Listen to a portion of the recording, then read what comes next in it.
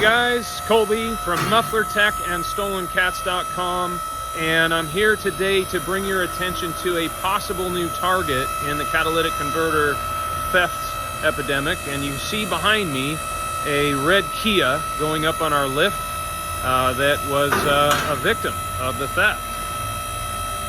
All right, so let's walk underneath this. And this, by the way, guys, is an 18 Kia Sportage.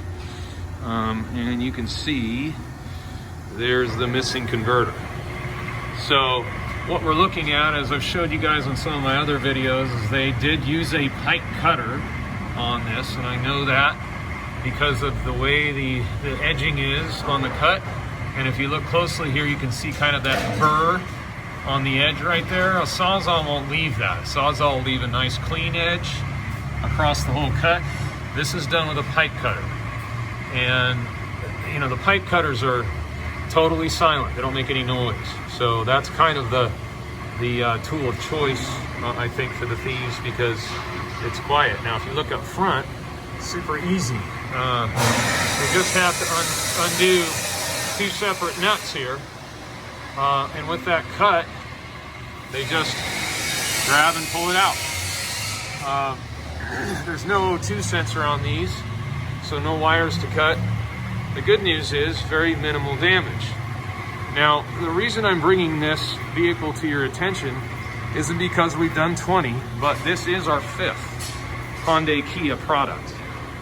And it's starting to be frequent enough to where I think it's a good idea to bring it to everybody's attention. Okay, so for those of you that haven't seen my other videos, this is a pipe cutter, and it's basically a pair of pliers, but instead of having grip jaws on the end here, it has a chain, kind of a linked together chain, and each link has these little pipe cutter blades on it. And this is what I was talking about as a silent tool. So we're going to do a quick demonstration of what this does. And we don't use this tool in the shop. We don't have to be quiet, so our proficiency with it isn't fantastic, to be honest. You know, when we work on cars, we're allowed to. Customers paying us to do so we don't have to be quiet. We can use sawzalls and cutting tools and things like that. But as a thief, this tool is ideal because, as you can see here with Frank working it back and forth, you hear the noise in the background. That, of course, is the shop, our working shop, but that's not Frank. Frank's making almost no noise at all. And it just works it back and forth. Now, this particular tool is pretty used up, but you can see in a very short period of time, he's able to just cut that piece of pipe. And that's a relatively thick piece of pipe, just like what was on the car I just showed you. And you can see it leaves that similar cut edge as to what I just showed you on the Kia.